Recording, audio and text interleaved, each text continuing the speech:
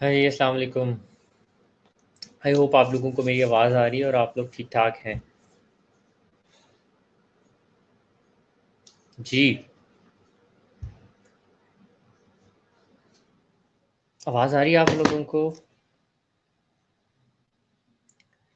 ठीक 3:15 पे इंशाल्लाह ताला आपका जो टेस्ट है वो ऑनलाइन हो जाएगा और टेस्ट से पहले मैं आप लोगों को कुछ इंस्ट्रक्शंस देना चाहता हूँ। मैं चाह रहा हूँ कि सब लोग जल्द से जल्द जॉइन कर लें सो डैट मैं आप लोगों को इंस्ट्रक्शंस जो हैं वो टेस्ट के बारे में दे सकूँ।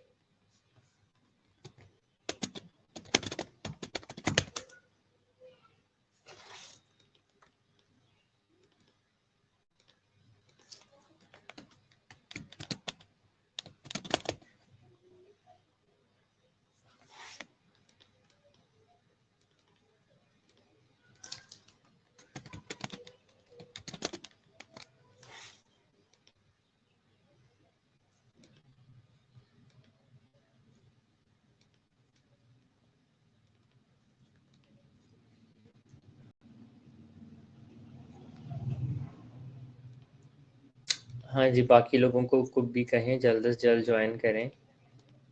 टेस्ट आपका ठीक हाँ जी, टेस्ट आपका जो है ना वो ठीक 3:15 पे स्टार्ट हो जाएगा।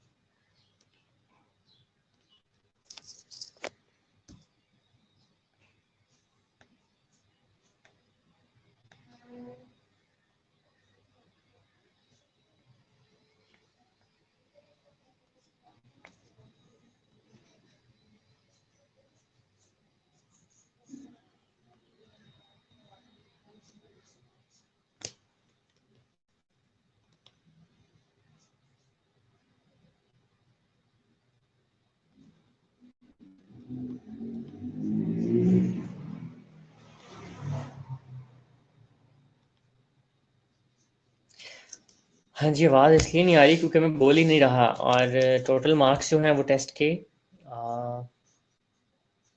15 मार्क्स का टेस्ट है। उसमें आपके 5 MCQ होंगे और 10 SCQ हैं। 10 मार्क्स का एक SCQ है। SCQ जो है वो थोड़ा सा ट्रिकी है, तो बहुत ध्यान से करना है, थोड़ा सा लेंथी सा है, और उसके अंदर 3 सब कंपोनेंट्स हैं और सबका आंसर जो है वो आपने अलग-अलग से देना है, ठीक है।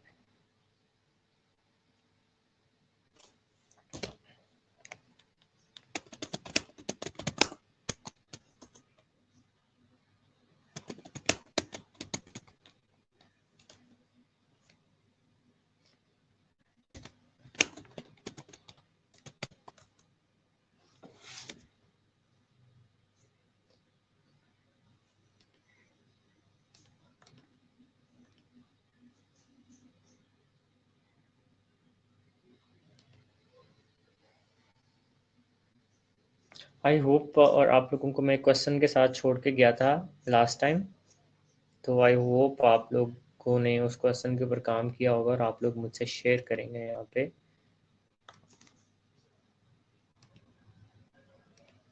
ठीक है जी, तो आप लोगों ने मुझसे शेयर करना था कुछ, तो वो आप लोग यहाँ पे शेयर करेंगे।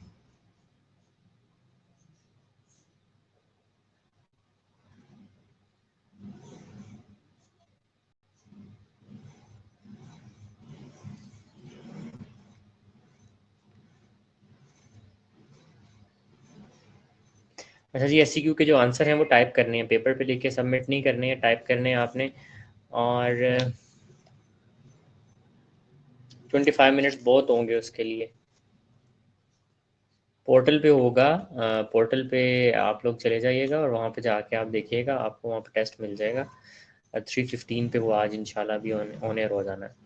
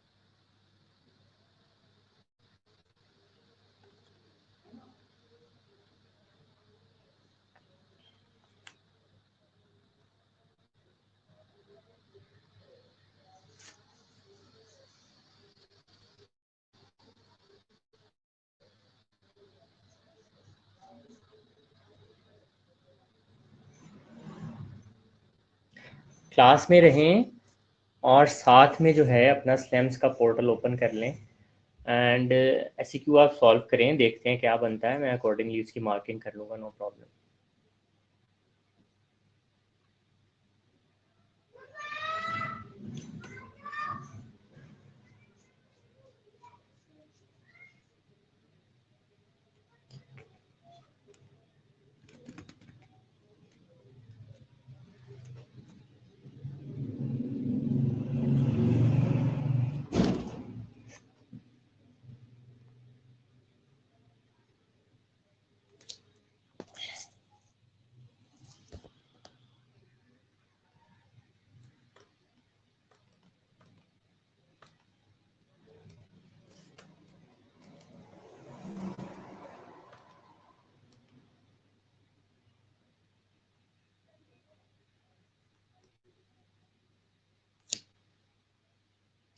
क्लास में क्यों लॉग आउट हो जाएंगे भाई, क्लास में भी रहिएगा और उधर से आप जो है ना टेस्ट सॉल्व कीजिएगा। 3 मिनट्स बाद टेस्ट आपका ऑनलाइन होने वाला है जी।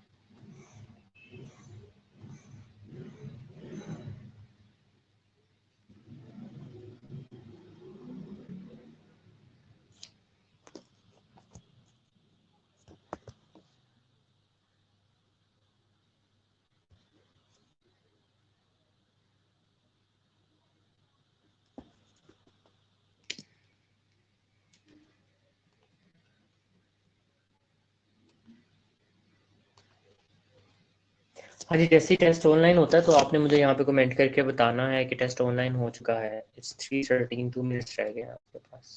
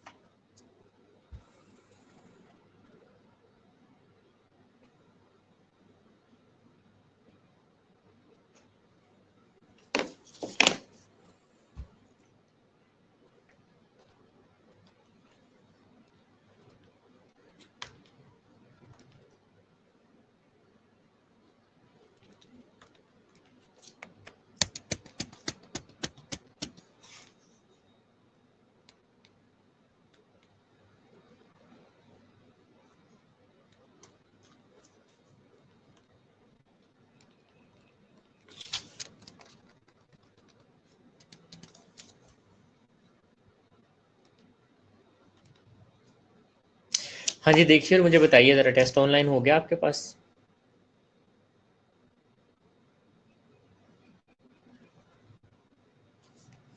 जी, टेस्ट ऑनलाइन हुआ आपके पास? प्लीज़ देख के बताएं।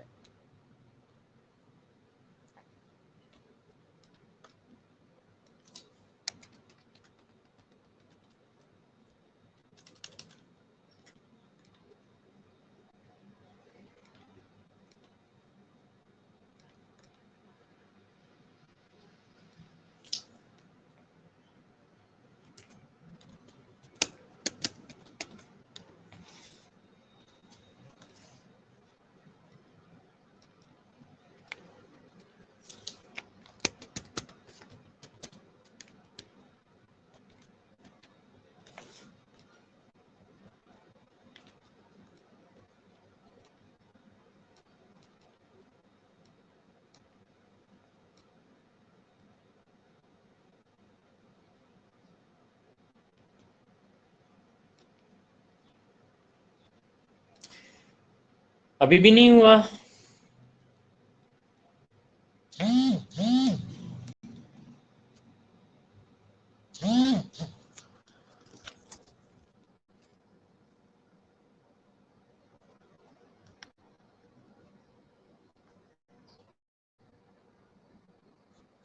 स्टिल अवेलेबल नहीं हुआ?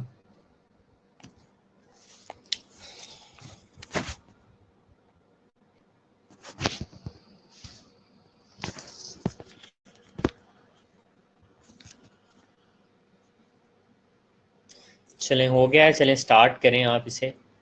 और आपके पास हाफ हो रहा है जी इसको अटेम्प्ट करने के लिए। कोई क्वेश्चन हो इससे रिलेटेड तो आप यहाँ पे कमेंट्स में पूछ सकते हैं, तो उसका फिर मैं आपको आंसर बता दूंगा।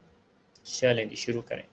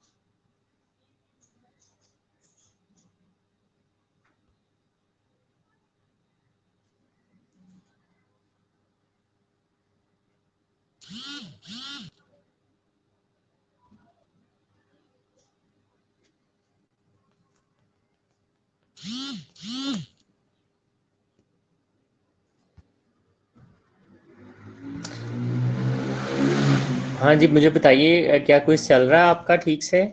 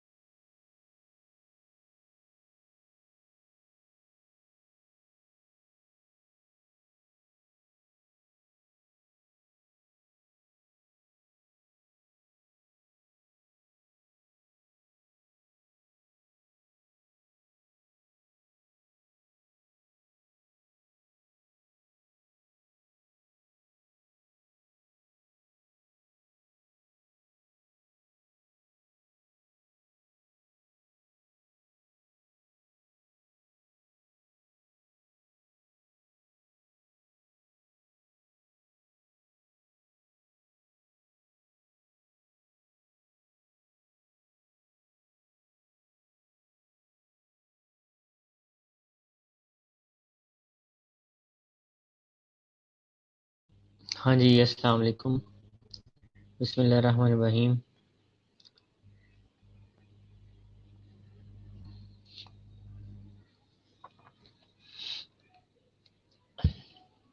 हाँ जी, अपने बाकी क्लास फेलोज़ को कहेंगे क्लास जो वेबिनार है लिंक के दोबारा से ज्वाइन कर लें। और जिन लोगों को लग रहा है कि टाइम थोड़ा था, काफ़ी लोगों ने यहाँ पे कमेंट किया टाइम थोड़ा था, तो आई थिंक 15 मार्क्स के क्वेश्चन के लिए 30 मिनट्स मोर देन इनफ है। अदरवाइज मैं 15 मार्क्स के क्वेश्चन के लिए 20 मिनट्स देता हूँ।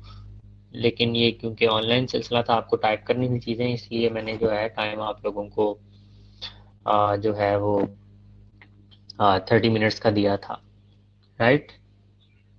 सो बाकी क्लास फेलोज को कहें जल्दी से ज्वाइन करें।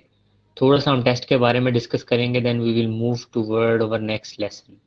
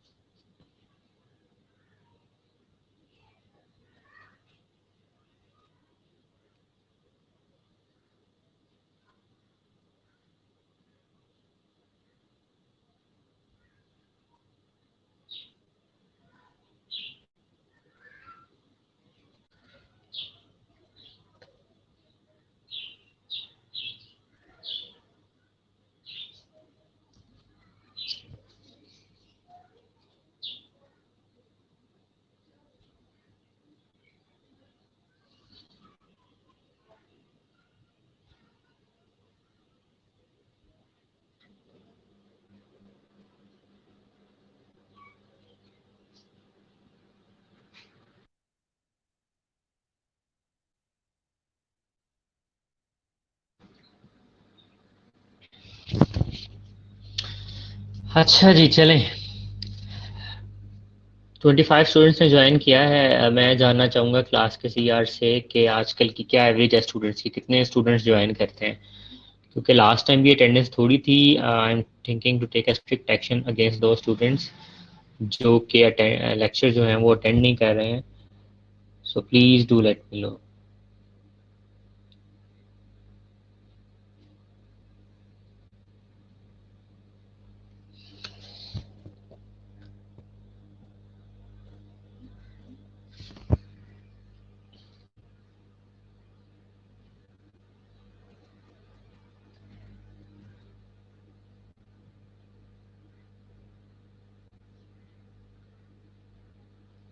जी, 29 स्टूडेंट्स सो फार।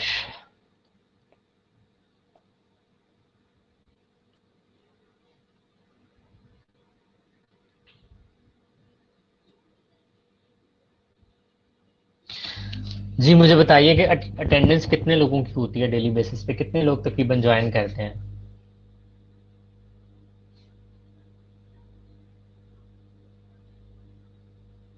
हम्म, कितने लोग ज्वाइन करते हैं जी।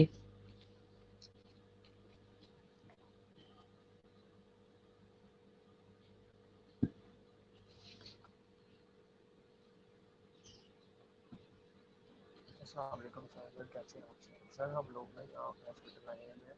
हमारी जॉइनिंग की आज गवर्नमेंट की, तो मैं साइट के होकर ऑनलाइन टेस्ट अभी मैंने क्रिएट किया अपना। थोड़ा सा टाइम लेगी, तो इस वजह से टाइम नहीं हो पाया सर की वजह से वो मेरे क्वेश्चन 3 गलत हो गए। 29 टू 30 होते हैं जी।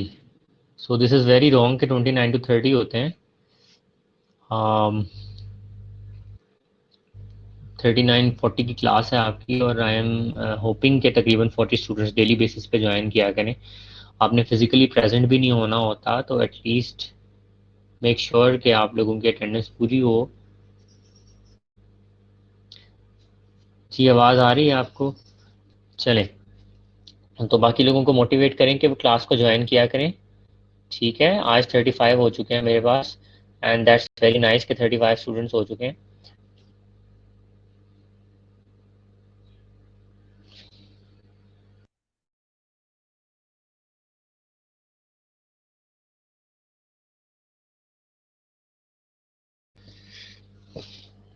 अच्छा जी, तो एक मिनट, मैं ज़रा मिस माहा को कॉल करके आपकी अटेंडेंस लेने का कहता हूँ।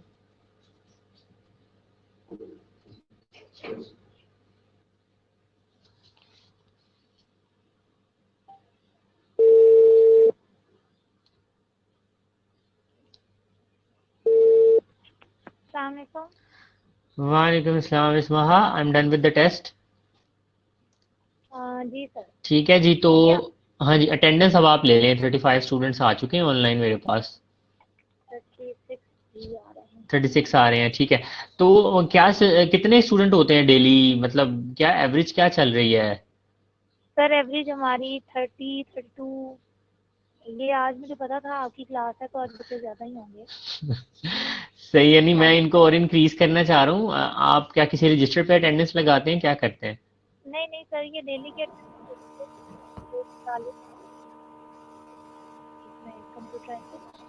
कंप्यूटराइज कर देते हैं। तो इज इट पॉसिबल कि मुझे मेरे लेक्चर्स की अटेंडेंस मिल सके? क्योंकि जो स्टूडेंट नहीं लेक्चर को ज्वाइन करें, मैं उनसे पर्सनली बात करके ना व्हाट्सएप पे तो उनसे पूछना चाहता हूँ क्यों नहीं आ रहे। तो आप प्लीज़ मेरे साथ भी मेरे लेक्चर की अटेंडेंस शेयर कर दीजिएगा। चलें, थैंक यू सो मच। चलें, थैंक यू, थैंक यू, अल्लाह हाफिज़।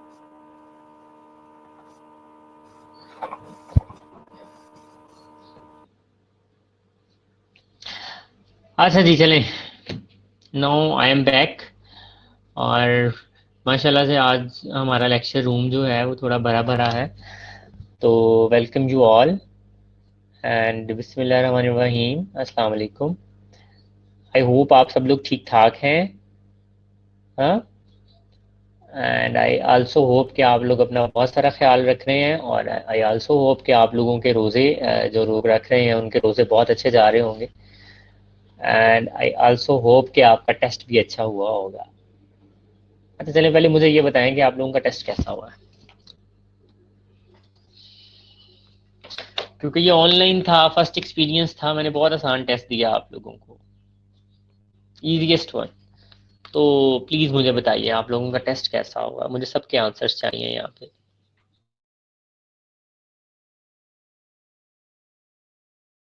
ठीक है जी, मैं भी ठीक हूँ अल्हम्दुलिल्लाह, थैंक्स फॉर आस्किंग। जी, स्टॉप हो गया। क्या स्टॉप हो गया जी?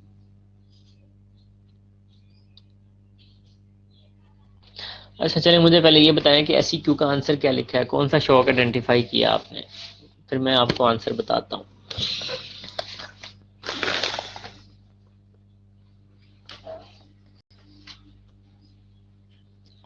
वाह, कुछ लोगों के तो बहुत अच्छे हुए हैं। तो कुछ लोग कह रहे हैं कि हमारा टेस्ट बहुत आला हुआ है।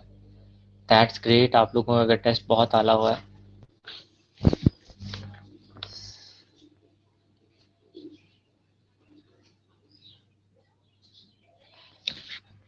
कुछ लोगों का तो बहुत अच्छा टेस्ट हुआ है जी, कुछ लोगों का अच्छा नहीं हुआ।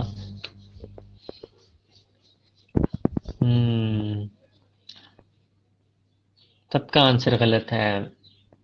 SEQ का ये शौक नहीं था जो आपने लिख दिया है। Wow, 37 students today, great.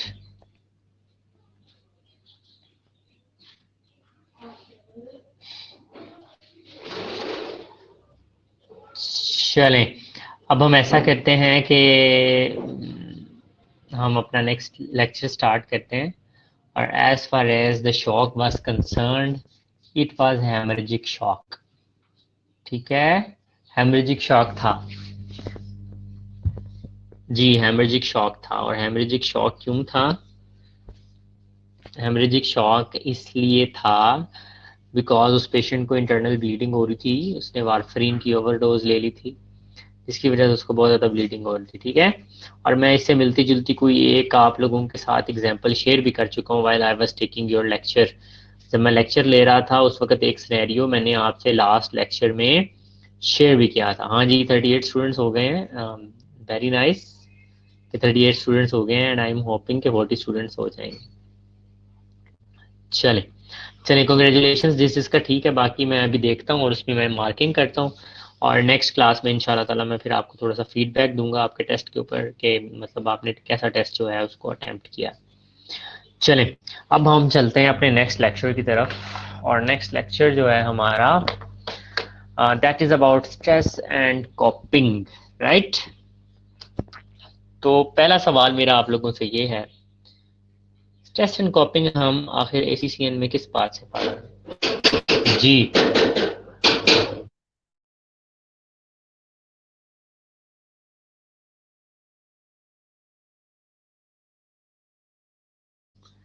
हम ACCN में स्ट्रेस एंड कॉपिंग क्यों पढ़ रहे हैं, ये मेरा क्वेश्चन है आपसे। प्लीज कमेंट्स के अंदर जो है ना अपने आंसर्स दें। I am waiting for your comments. जो सबसे पहले कमेंट करेगा उसके आंसर्स में रीड आउट।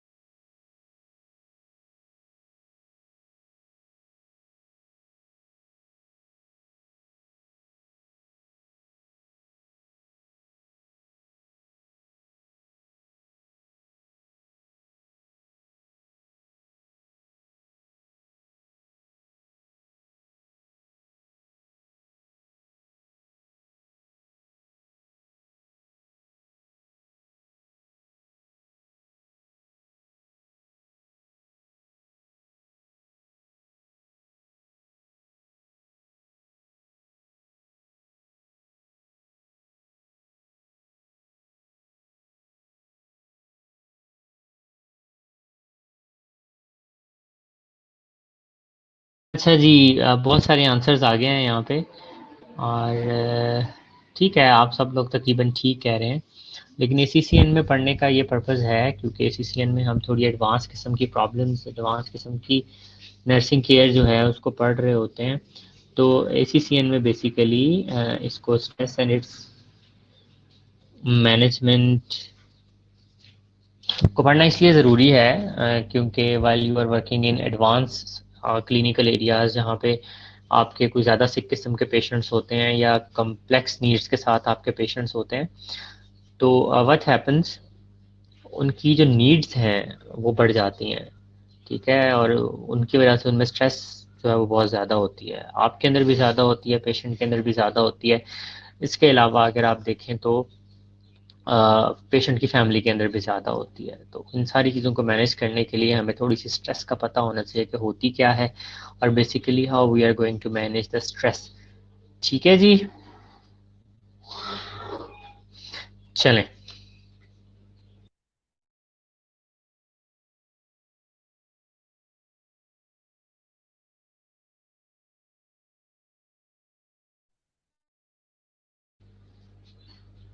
अच्छा, कोई स्ट्रेस को डिफाइन करना चाहेगा यहाँ पे जी? स्ट्रेस को डिफाइन कीजिए, स्ट्रेस क्या होती है। चलें, पहले मैं थोड़ा सा ओवरव्यू दे दूं आपको। बेसिकली ये जो हमारा लेक्चर है इसमें बेसिकली हम क्या पढ़ने जा रहे हैं। तो सबसे पहले देखेंगे हम थोड़ा सा कि स्ट्रेस क्या होती है और स्ट्रेस की डिफरेंट फॉर्म्स क्या होती हैं, स्ट्रेसर कितनी तरह के होते हैं, कॉजेज़ क्या हो सकती हैं स्ट्रेस की, ह्यूमन बॉडी के ऊपर स्ट्रेस के क्या असरात आते हैं, एंड स्टेजेस क्या होती हैं स्ट्रेस की, और स्ट्रेस को मैनेज कैसे किया जाता है। अच्छा, ये जो लेक्चर है ये हमेशा मैं कहता होता हूँ कि this is for our clinical area, this is for our patient and this is for our families and this is for us. हम बाकी जो चीज़ें पढ़ते हैं मोस्टली वो हमारे पेशेंट्स के लिए होती हैं। हमने उन डिजीज़ को अंडरस्टैंड करना होता है, अपने पेशेंट्स को ट्रीट करना होता है, उनको केयर देनी होती है। बट ये वाला जो टॉपिक है specifically stress and it's management, मैं हमेशा इस चीज़ को कहता होता हूँ कि ये टॉपिक ना सिर्फ हमारे पेशेंट्स के लिए है, ये हमारे लिए भी है, ठीक है, पेशेंट की फैमिलीज़ के लिए भी है, हमारी फैमिलीज़ के लिए भी है। इसके एंड में कुछ ऐसी इंटरेस्टिंग टेक्निक्स हम सीखेंगे कि जिससे हम अपने डे टू डे स्ट्रेस जो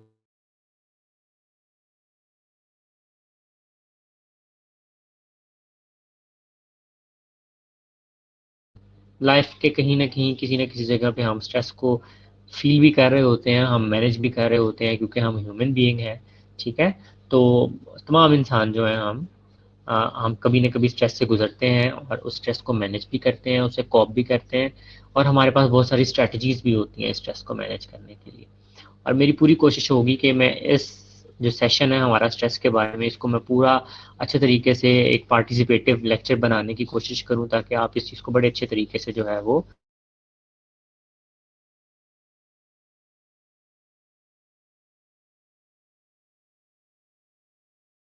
वेयर आर द अटेंडीज, मैं नाम लूंगा और मैं नाम लेके क्वेश्चन पूछूंगा और उसी बंदे ने आंसर करना है जिसका मैं नाम लूंगा, ठीक है। तो मैं आपकी अटेंडेंस लिस्ट में हूँ इस वक्त।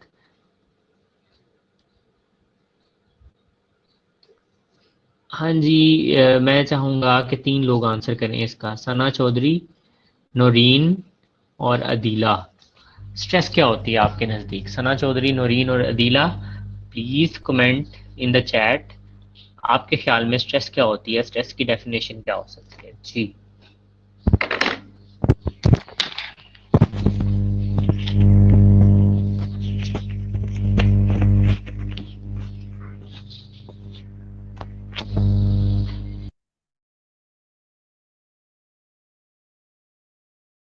जी प्लीज़ बताइए। स्ट्रेस 3 स्टूडेंट से मैंने क्वेश्चन किया है।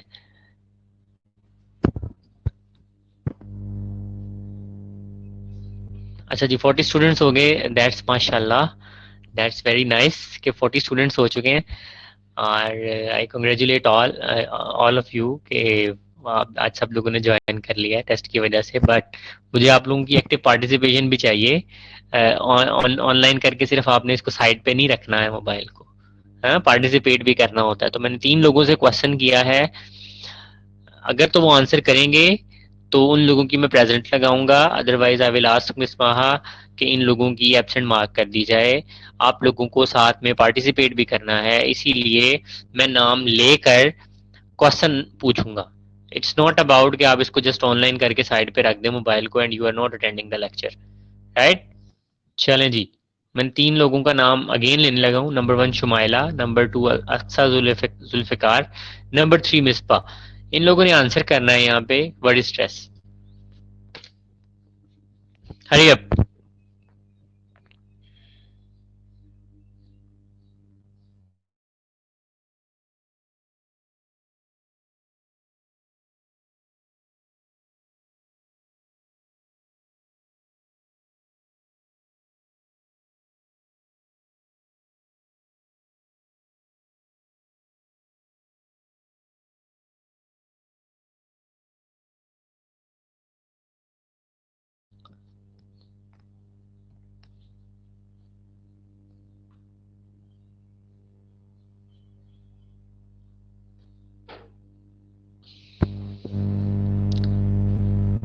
हाँ जी दिला, आपका नाम लिया था मैंने बिल्कुल, और आपने जो है वो डिफाइन भी कर दिया है, यू आर प्रेजेंट हेयर।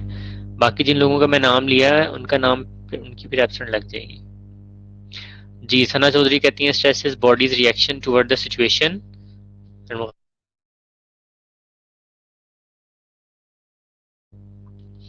अच्छा जी, अक्सर जुल्फिकार का कहना है stress is regarding response related environment.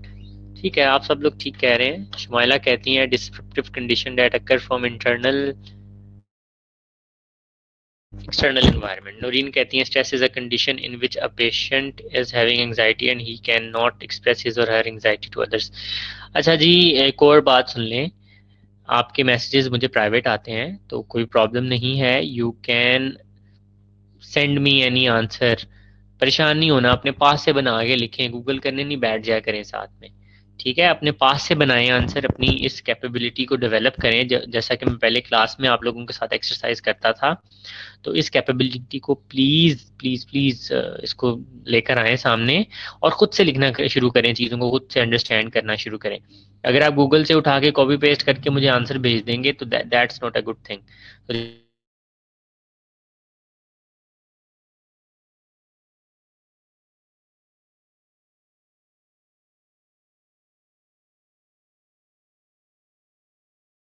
तो किसी ने मुझे कहा है कि मुझे वॉइस बहुत कम आ रही है, आप लोग प्लीज मुझे बताएं कि आप लोगों को वॉइस मेरी ठीक आ रही है या नहीं आ रही है। जी, आप लोगों को मेरी वॉइस ठीक आ रही है?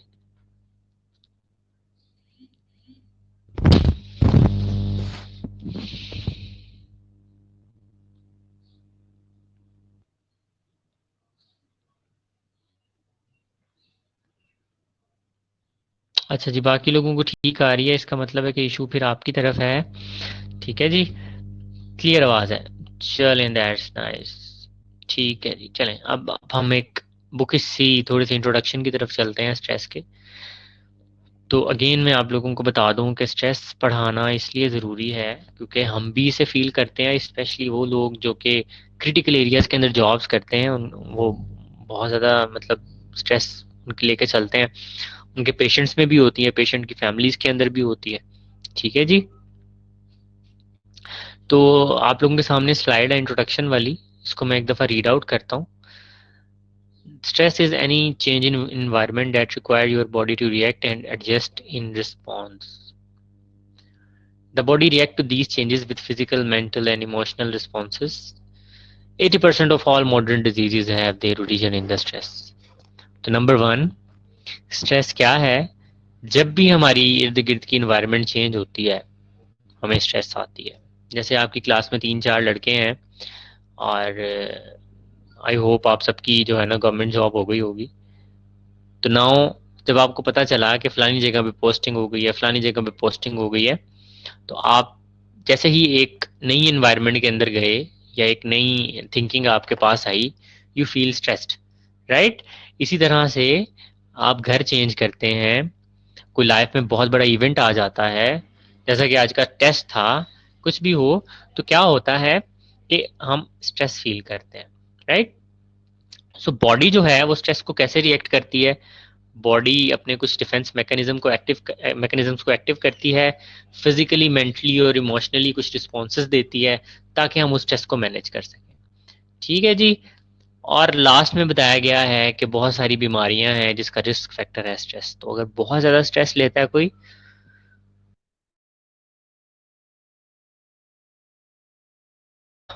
बहुत ज़्यादा स्ट्रेस लेता है तो they can develop some diseases as well. अच्छा जी, अब मुझे आप लोगों ने ये बताना है स्ट्रेस से कौन कौन सी बीमारियां हो सकती हैं, बहुत मशहूर बीमारियां हैं, तो कमेंट करें ज़रा, मुझे पता चले।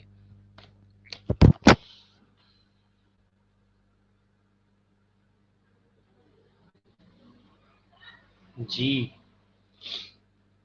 Waiting for your comments.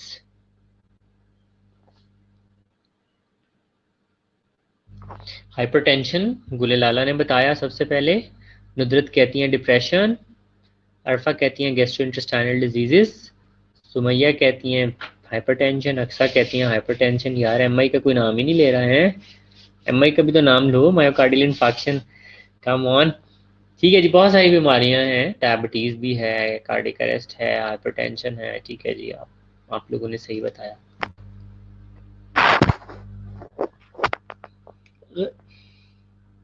अच्छा भाई, किसी ने यहाँ पे कमेंट किया शुगर, सो नेक्स्ट मैं आप लोगों से शुगर नहीं सुनना चाह रहा, please call it diabetes mellitus, not sugar. हाँ, मेडिकल पीपल होते हुए शुगर एक्सेप्टेबल आंसर नहीं है आप लोगों से। चलें जी, ठीक है जी, सबको पता है, सबको पता है। अब हम आगे चलते हैं स्ट्रेस की डेफिनेशन की तरफ। आप लोगों ने भी डेफिनेशंस बताई, ठीक थी। नेक्स्ट जो स्ट्रेस की डेफिनेशन है, the non specific response of the body to any kind of demand made upon it. जब भी कोई हमारे इर्द गिर्द चेंज आती है ना, हमारे ऊपर एक डिमांड जनरेट होती है। जैसा कि मैंने आप लोगों को टेस्ट दिया, ठीक है, तो आप लोगों के ऊपर एक डिमांड जनरेट हो गई, और उस डिमांड ने क्या किया, आप लोगों को सोचने पे मजबूर किया कि भाई पढ़ना चाहिए, सर ने टेस्ट लेना है, राइट?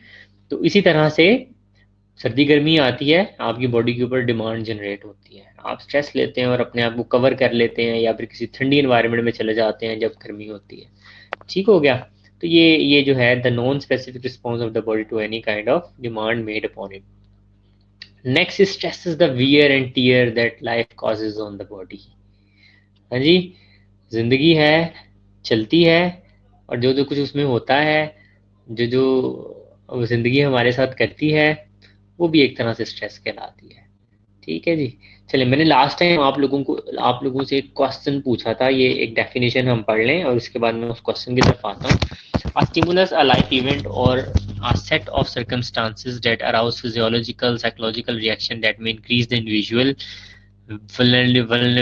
vulnerability to illness। तो कोई भी स्टिमुलस, कोई भी लाइफ इवेंट, कोई भी चीज़ जो कि लाइफ के अंदर नहीं हो रही हो, या फिर कोई ऐसी चीज़ हो जो कि हमारी पसंद की ना हो, या कोई ऐसी चीज़ हो जिसके अंदर हमें कोई ख़ास तरीके से एक्ट करना पड़े, वो चीज़, वो सर्कमस्टांसेस हमारे लिए स्ट्रेस क्रिएट करते हैं। और जिस्म के ऊपर फिजियोलॉजिकल, साइन एंड सिम्टम्स आते हैं, साइकोलॉजिकल साइन एंड सिम्टम्स आते हैं, और उस इंडिविजुअल के अंदर बीमारी होने के चांसेस बढ़ जाते हैं। तो ये एक अनदर डेफिनेशन ऑफ स्ट्रेस है। This is the best definition of stress. वैसे आपने तीनों याद कर लेनी है, लेकिन अगर एग्जाम में आती है तो कोशिश करें ये वाली लिखते हैं आप। सो मैं आ जाता हूँ अपने लास्ट टाइम के क्वेश्चन की तरफ। आप लोगों ने मेरे साथ कोई ऐसी चीज शेयर करनी थी, और this is all private conversation चल रही है हमारी, जिसने आप पे जो है मस्फियर किस्म की कुछ स्ट्रेस जो है वो जनरेट की थी। जी मैं नाम नहीं लूंगा, हाँ आपका इवेंट जो है वो यहाँ पे शेयर कर सकता हूँ नाम लिए बगैर। So you have 2 minutes to share your experience. I hope एक वीक था आपके पास सोचने के लिए, तो आप लोगों ने कुछ ना कुछ तो सोचा ही होगा अपने लाइफ के बिगेस्ट स्ट्रेसर के बारे में। जी टाइम स्टार्ट्स नाउ।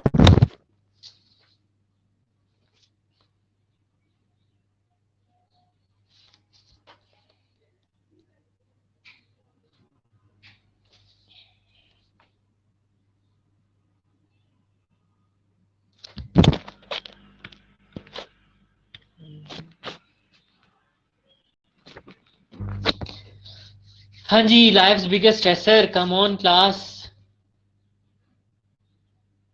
आज ज्यादा लोग हो गए, सो रहे हो।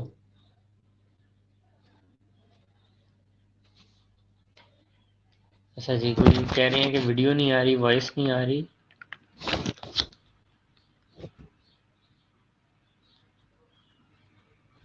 अच्छा, अरे स्ट्रेसर के हवाले से इवेंट शेयर करना है कोई। अच्छा जी, कोई कह रहा है कि government job is the biggest stressor of my life. ठीक है जी। किसी ने कहा स्टडी की टेंशन है बस। अच्छा जी, बड़ी खुश हो गई जिंदगी में फिर तो। जी जी जी, शेयर करते जाएं। मुझे यहाँ पे 35 लोग ऑनलाइन है, 35 लोगों के रिस्पॉन्सेज चाहिए यहाँ पे। अभी तक 5 लोगों के आए हैं।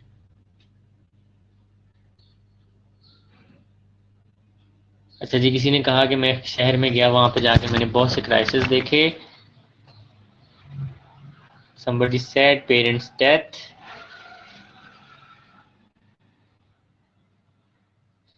अच्छा जी, somebody said कि I went to out of country, और वहां पे जाके मुझे होम सिकनेस बहुत ज्यादा हुई, इसने मुझे स्ट्रेस कॉज किया।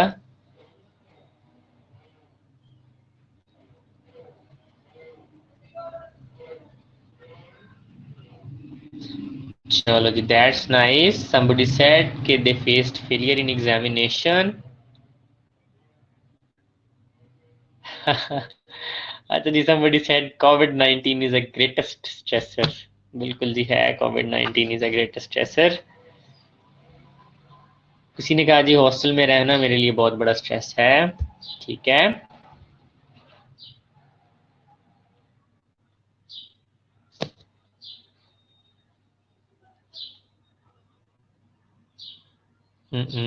ठीक है जी।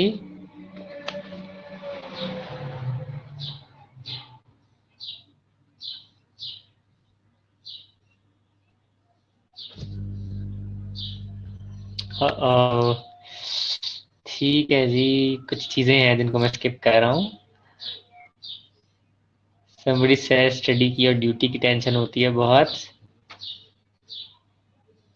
somebody said शौकत खानम की जॉब बहुत बड़ी स्ट्रेस थी। somebody said their father is not well and this is stressful for them। somebody said job is full time stress if you are married।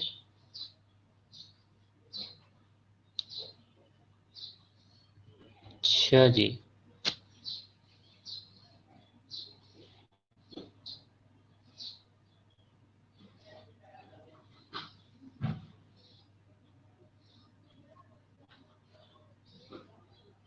अच्छा जी।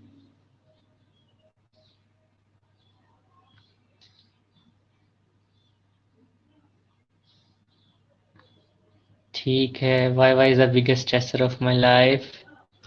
Having trouble in study, also face stress in hostel life। Major stress is attempting the test of exam on proper time, but I failed every time। Stress about my father's death। Okay।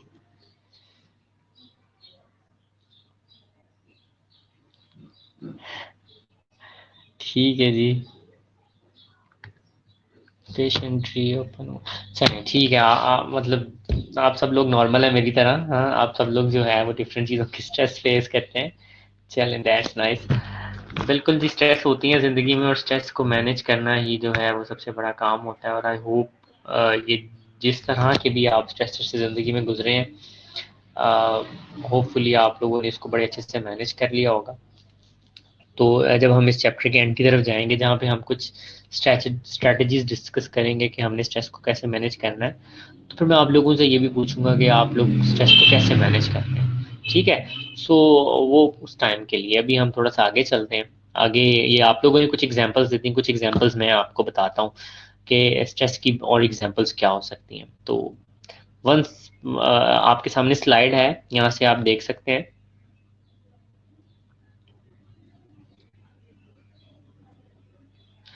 ठीक है, one person can thrive in a situation that create great stress for another.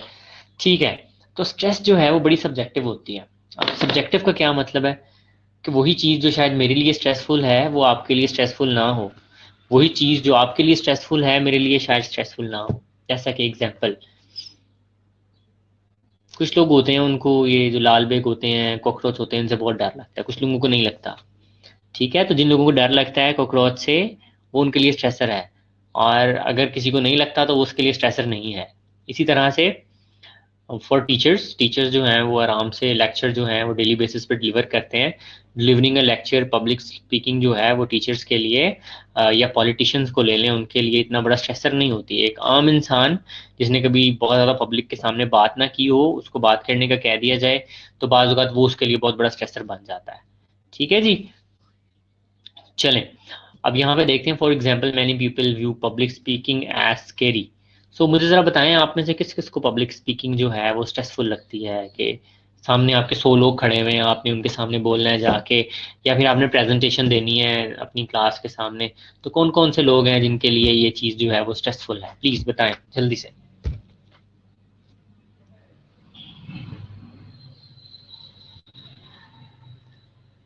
Ji, too much सबको, अच्छा जी सबके लिए ही मुश्किल काम है जी public speaking, बस मुझे इजी लग रहा है इस वक्त।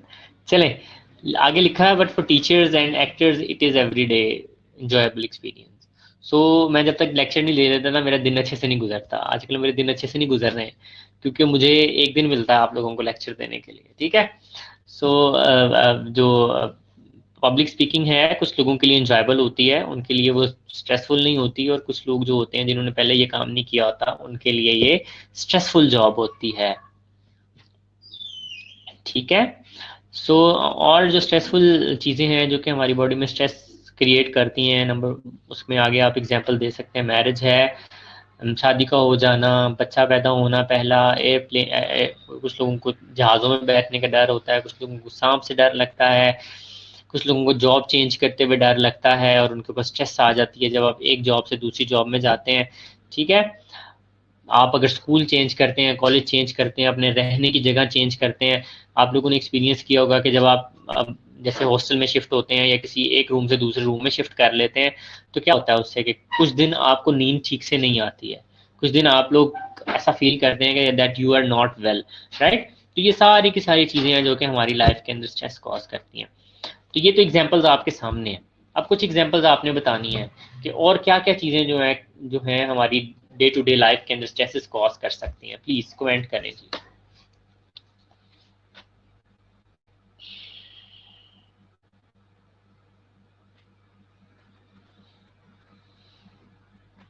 जी जी, वेटिंग फॉर योर कमेंट्स।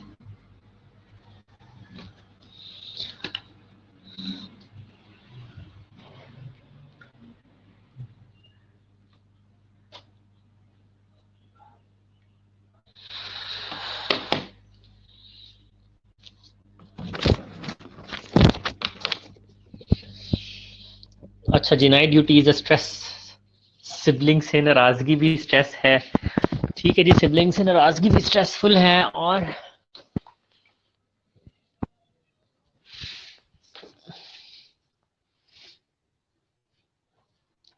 ठीक है जी, पैसे खत्म हो जाएंगे महीने से पहले, ये भी स्ट्रेस है। ऑफ ना मिलना, स्ट्रेस, फैमिली इश्यूज। ठीक है। अच्छा, अब हम जरा बात करते हैं अपनी जॉब के वर्क प्लेस के ऊपर, पेशेंट्स के साथ डील करते हुए, हॉस्पिटल एडमिनिस्ट्रेशन के साथ डील करते हुए, अपनी ड्यूटी करते हुए हमें कौन कौन से स्ट्रेसेस जो हैं वो फेस करना पड़ते हैं। Please comments are open for you again.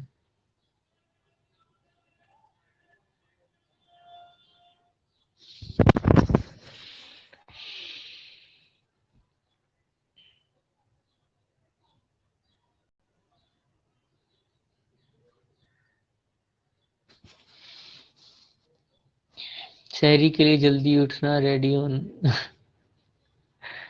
सही है भाई। अब जी क्वेश्चन मेरा ये है कि क्लिनिकल एरिया पे, हॉस्पिटल सेटिंग के अंदर आपको कौन कौन सी चीजें स्ट्रेस कॉज करती हैं।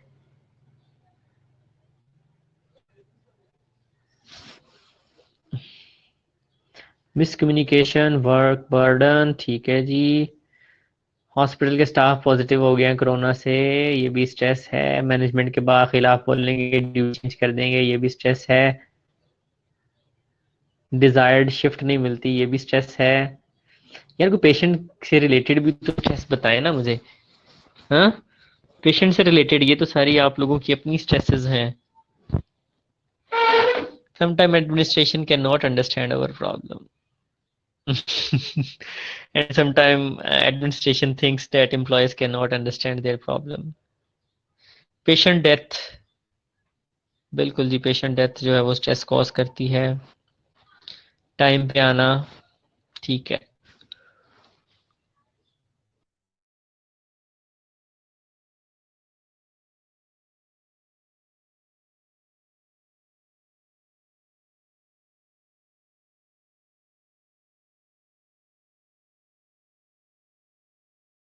हम आगे चलते हैं अब, ठीक है।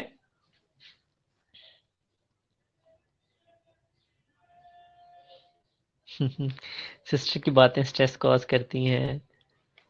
पेशेंट की डेथ हो जाए स्ट्रेस होती है।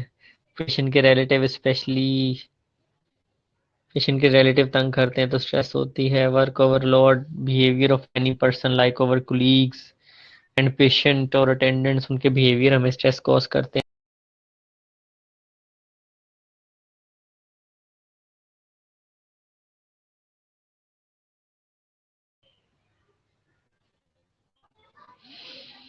हाँ जी, हम अब थोड़ा सा आगे अगली स्लाइड के ऊपर मूव करते हैं जी। तो अगली स्लाइड के ऊपर,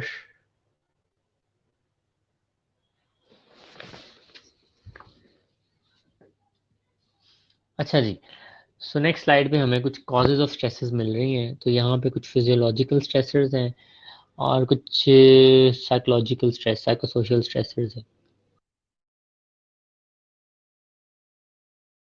अच्छा, सो फिजियोलॉजिकल स्ट्रेस जो है, it includes temperature, noise, hunger, disease.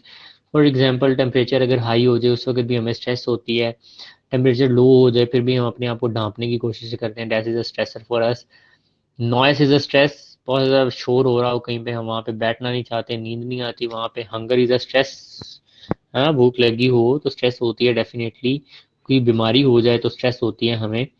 सो दो कैटेगरीज में डिवाइड किया गया है स्ट्रेसर्स को, फिजियोलॉजिकल स्ट्रेसर्स हैं और साइकोलॉजिकल स्ट्रेसर्स हैं।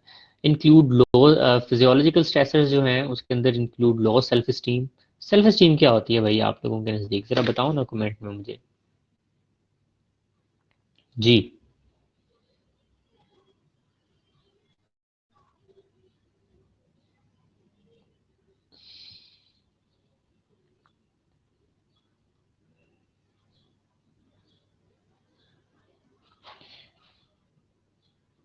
हाँ जी, self esteem, self respect, is it enough. हाँ तो ज़रा इसको एक्सप्लेन करो ना, इज इट इनफ क्या होती है, क्या होती है सेल्फ स्टीम।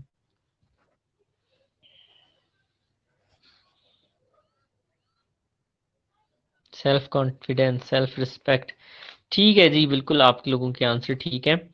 सो अगर लो हो जाए हमारी सेल्फ रिस्पेक्ट, सेल्फ स्टीम, तो वो भी स्ट्रेसफुल होती है। डेथ ऑफ अ स्पाउस और फैमिली मेंबर, किसी भी डियर वन की डेथ हो जाए, that is a stressful event for us. Marriage is a stressful event, ठीक है जी। Separations are stressful, divorces are stressful, economic viability, एकदम से पैसे का कम हो जाना, ज़्यादा हो जाना, and all that is also stressful event of the lives. और भी बहुत सारी आपको कॉजेज जो हैं वो मिल सकती हैं। नेक्स्ट आ जाते हैं स्ट्रेसर की डेफिनेशन की तरफ। बेसिकली स्ट्रेसर होता क्या है? Stressor is any event that produce physical and psychological demand upon a person, कि अभी हमें कुछ ना कुछ करना पड़ेगा। हाँ, एक कोई भी डिमांड जनरेट हो जाती है हमारे ऊपर, हमसे कुछ एक्सपेक्ट किया जाने लगता है या हमारी बॉडी से कुछ एक्सपेक्ट किया जाने लगता है, तो उसको हम, वो जो इवेंट होता है उसको स्ट्रेसर कहते हैं। Stimulations, activities and relationship that cause trauma to one's physical, emotional, psychological self, ये भी एक अनदर डेफिनेशन है जी आपके स्ट्रेसर की। जी, सोर्सेज ऑफ क्लिनिकल स्ट्रेस, आप लोगों ने काफ़ी क्लिनिकल स्ट्रेस के सोर्सेज बताए भी हैं, तो इन्हीं में से थे आपके सारे सोर्सेज जहाँ तक मैं जानता हूँ। अभी पीछे मैंने एक क्वेश्चन आप लोगों को किया था कि क्लिनिकल एरिया के अंदर आपको क्या स्ट्रेसेस जो हैं वो फेस करने पड़ते हैं, तो इसको हम ज़रा ब्रॉडली कैटेगराइज कर लेते हैं चीज़ों के अंदर। तो पहली कैटेगरी है कि पेशेंट के लिए कौन कौन से सोर्सेज होते हैं स्ट्रेस के। जी, तो आप लोग ज़रा मुझे बताएं कि पेशेंट को किन चीज़ों से स्ट्रेस हो रही होती है हॉस्पिटल में आके। जी, waiting for your answers.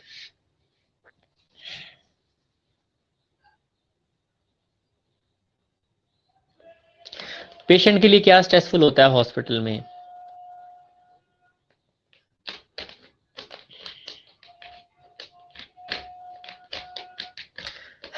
IV line.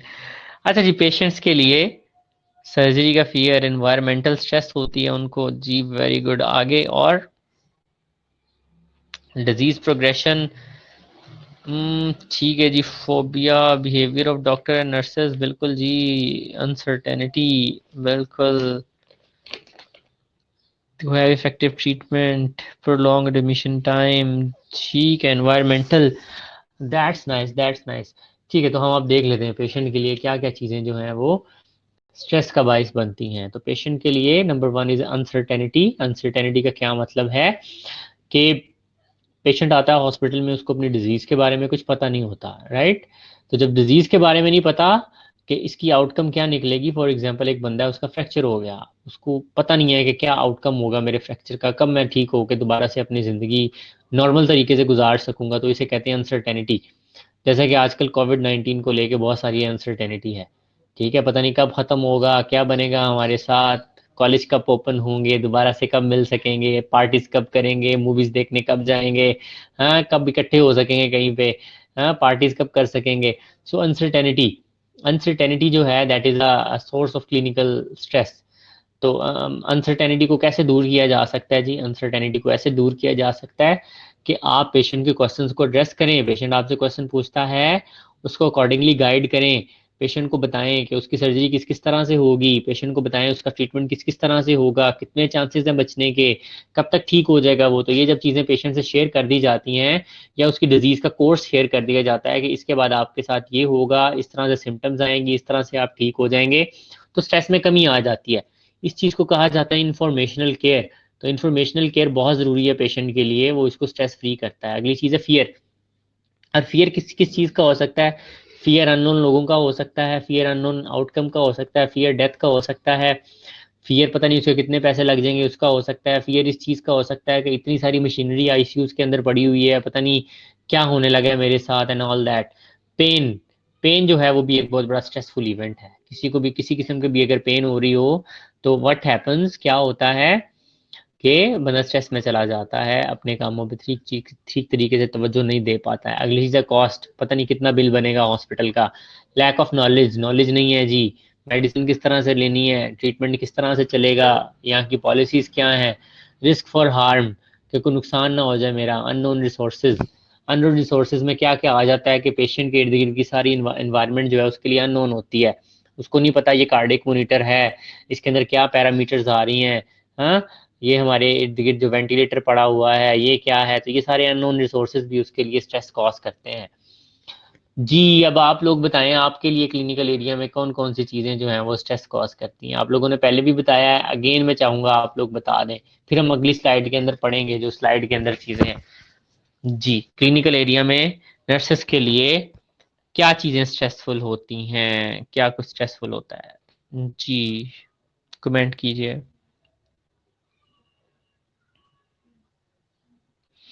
Work overload which lead to make error and lack of resources as well. Very good, Alia ने आंसर किया सबसे पहले। तो बिल्कुल जी, वर्क ओवरलोड अनफॉर्चुनेटली हमारे पास जो एक वर्क फोर्स है नर्सिंग की, वो बड़ी लिमिटेड है।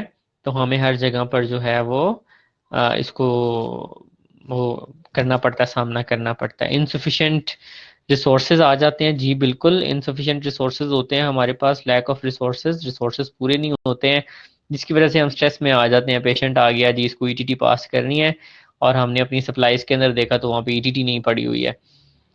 तो एरर्स, बिल्कुल जी, एरर कमिट जहाँ पर काम हो रहा हो वहाँ पे एरर्स होते हैं, और स्ट्रेसफुल इन्वायरमेंट के अंदर और भी ज़्यादा एरर्स होते हैं। तो एरर को कमिट करने के भी हमारे पास जो हैं, आप कह सकते हैं, स्ट्रेस कॉज करते हैं। लॉन्ग ड्यूटीज़, हेक्टिक ड्यूटीज़ भी स्ट्रेस कॉज करती हैं। वर्कलोड जो है वो स्ट्रेस कॉज करता है। Patient ratio, prognosis low level, patient की डेथ हो जाएगी जी, हमारे पास इतनी मेहनत की हुई है, वो भी स्ट्रेस कॉज करती है।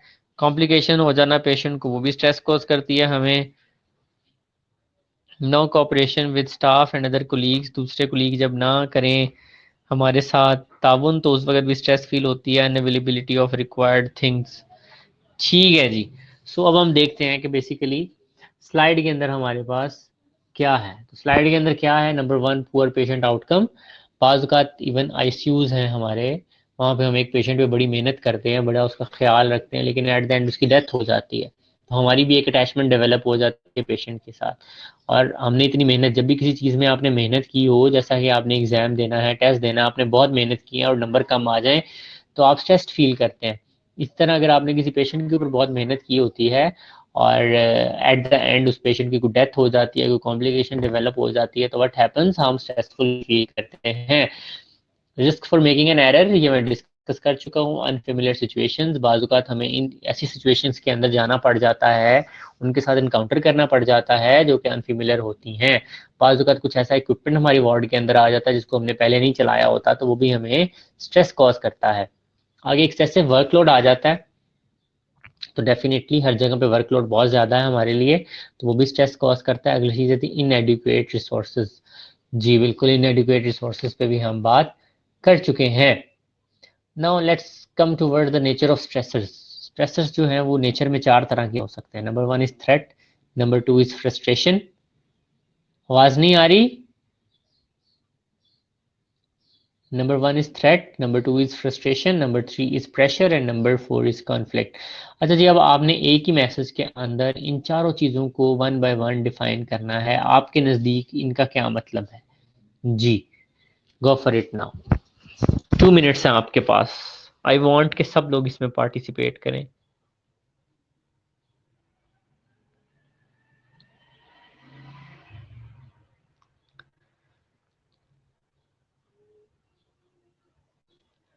भाई जस्ट तुम लोगों के लिए जो है ना, एचडी हैंड फ्री लेकर आया हूं ताकि तुम लोगों को अच्छी आवाज जाए। हाँ,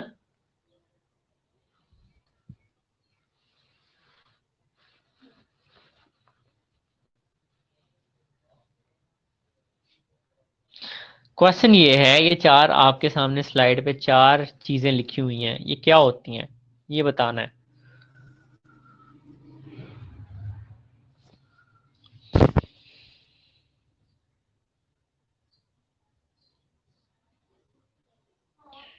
थ्रेट रिलेटेड टू सीएनएस? नहीं भाई, threat is not related to CNS.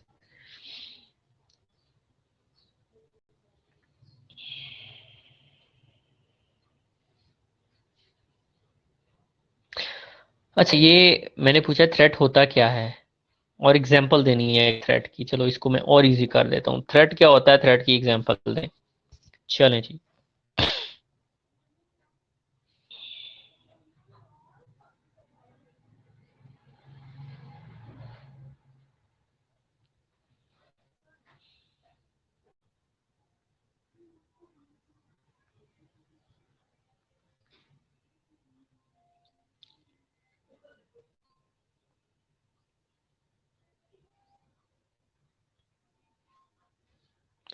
अच्छा भाई, उर्दू में आ जाते हैं। थ्रेट कहते हैं धमकी को। ठीक है जी।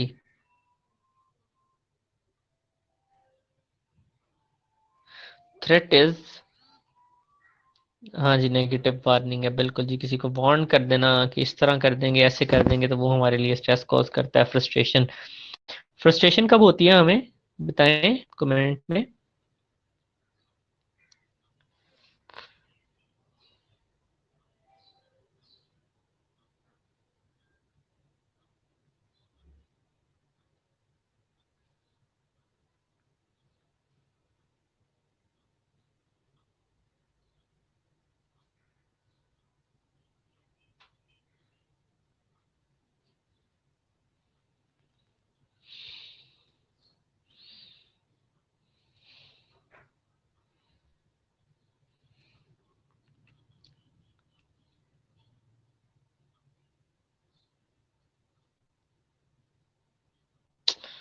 ठीक है जी, इरसा ने बहुत अच्छा आंसर दिया है।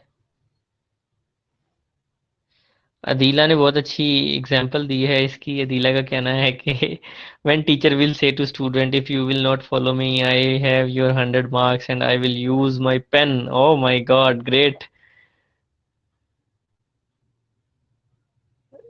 ठीक है जी। अच्छा जी, फ्रस्ट्रेशन क्या होती है? फ्रस्ट्रेशन बेसिकली होती है जब आप किसी भी काम को बड़े अच्छे दिल से कर रहे हैं लेकिन वो चीज़ नहीं हो रही होती, देन वी फील फ्रस्ट्रेटेड। ठीक है, अपसेट हो जाते हैं हम। प्रेशर क्या होता है कि अगर मैं आपको डेडलाइन दे दूं कि भाई 10 मिनट के अंदर अंदर आपने जो है मुझे एक बहुत लंबी सी असाइनमेंट बना के देनी है, you will feel pressured. Conflict क्या होता है जी? कॉन्फ्लिक्ट क्या होता है जी? कॉन्फ्लिक्ट, कॉन्फ्लिक्ट होता है, मरियम कहती हैं व्हेन। ठीक है मरियम। नुदरत, ठीक है नुदरत। सुंदस, ठीक है भाई, आपने भी ठीक आंसर दिया है। चलिए कॉन्फ्लिक्ट की तरफ आते हैं। Conflict is when it's difficult, हम मुश्किल हो जाती है हमें कुछ भी डिसाइड करने के लिए। दो एक ही जैसे जो चीज़ें हैं वो दो एक ही जैसी सिचुएशंस हमारे सामने आ जाती हैं और it is difficult to decide which one is to choose. सही है, तो उसको कॉन्फ्लिक्ट कहा जाता है। या दो लोगों के दरमियान जब किसी चीज़ के ऊपर डिसएग्रीमेंट हो जाता है तो उसको कॉन्फ्लिक्ट कहा जाता है। तो ये सारी चीज़ें जो हैं हमारे लिए क्या कॉज करती हैं? स्ट्रेस कॉज करती हैं।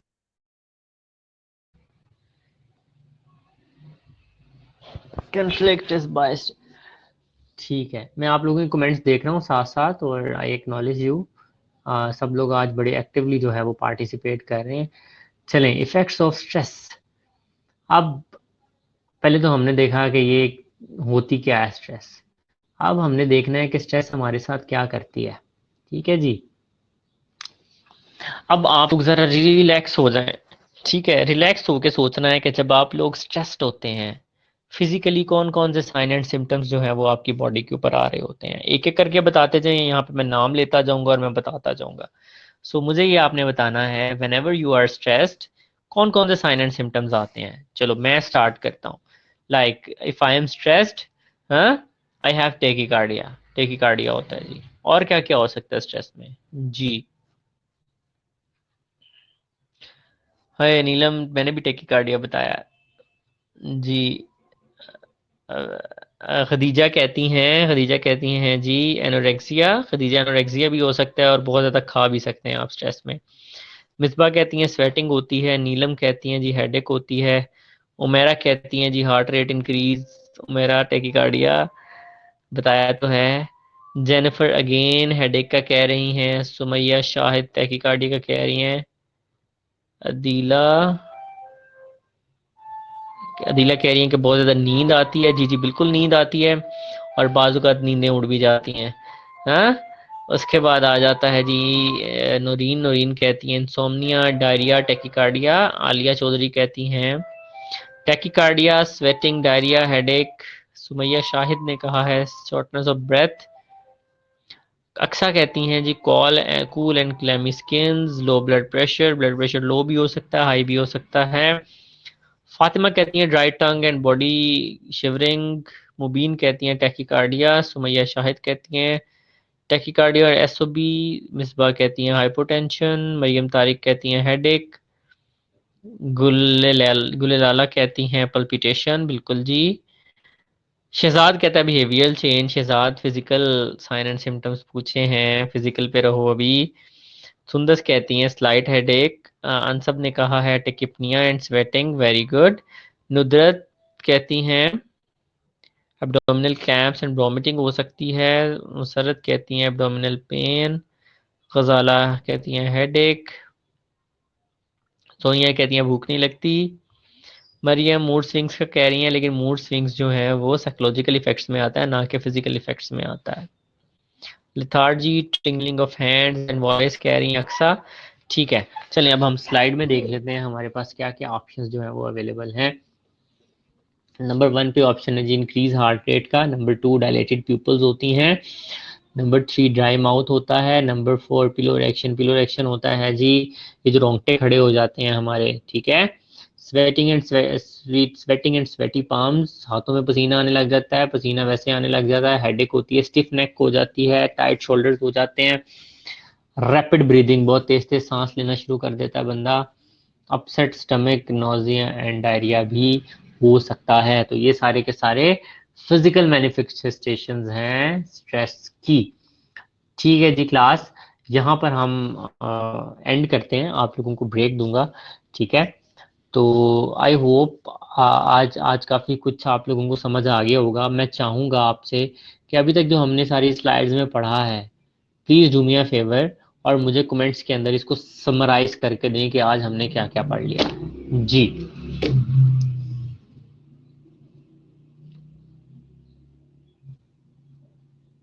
जी प्लीज़ समराइज कर दें जी, हमने क्या क्या पढ़ लिया है।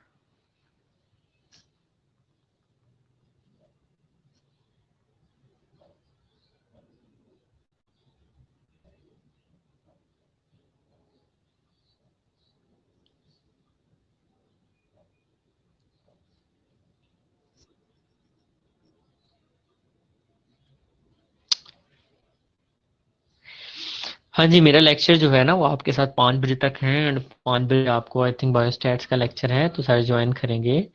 तो will be giving you 10 minute break बिल्कुल एंड के ऊपर जाके। जी नीला ने बिल्कुल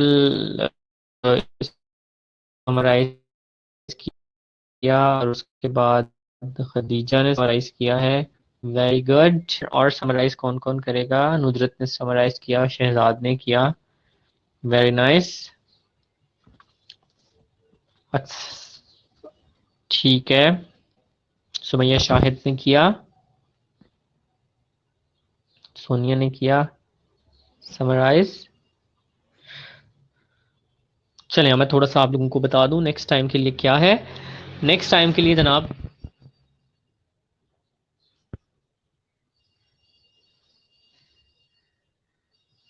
हाँ जी, नेक्स्ट टाइम के लिए मैं आप लोगों को बता दूं कि नेक्स्ट टाइम के लिए क्या है। नेक्स्ट टाइम के लिए प्लीज़ जो नेक्स्ट स्लाइड्स हैं स्ट्रेस एंड कोपिंग की, यहाँ से आगे उनको आपने एंड तक पढ़ के आना है, ठीक है।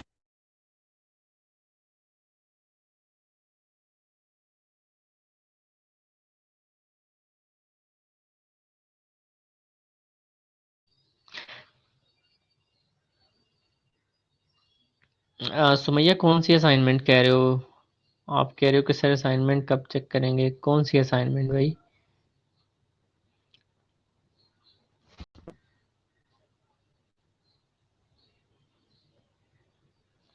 नेक्स्ट प्लीज़ ज़रा इसको, नेक्स्ट इसकी जो स्लाइड्स हैं उनको रीडिंग दे लीजिएगा आप, राइट। तो जैसे ये चैप्टर ख़त्म होता है फिर इसका भी हम एक छोटा सा टेस्ट रखते हैं।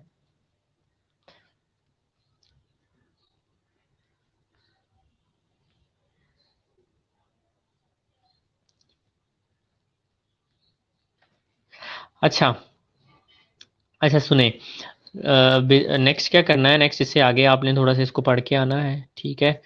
और नेक्स्ट जो है बेसिकली आपने ये करना है कि अपनी 5 मिनट के लिए बैठना है कहीं पे, और आपने सोचना है कि जब भी स्ट्रेस आती है आप क्या करते हैं, आप उसको कैसे मैनेज करने की कोशिश करते हैं, ठीक है। तो ये सब लोगों ने जो है मेरे साथ शेयर करनी है, और ज़िंदगी के 5 मिनट इस अगले वीक के अंदर आपने ज़रूर निकालने हैं, ठीक है जी। 5 मिनट निकालें, सोचें आपको कौन सी चीज़ें स्ट्रेस कॉज करती हैं, हाँ, और फिर अपना रिएक्शन देखें कि आप उसके अंदर क्या रिएक्शन देते हैं, किस तरह से उस स्ट्रेस के साथ कोप करते हैं। तो ये इंशाल्लाह ताला नेक्स्ट टाइम जो है मैं आप लोगों से क्लास स्टार्ट करते डिस्कस कराऊंगा, फिर हम अपने आगे लेक्चर लेके चलेंगे। तो यहाँ पर हम अपने लेक्चर को एंड करते हैं। बहुत सारी दुआएं आप लोगों के लिए, मेरे लिए भी दुआ कीजिएगा, अपना बहुत सारा ख्याल रखिएगा, ठीक है। चलिए अब साइन ऑफ करता हूँ मैं, राइट कर दूँ।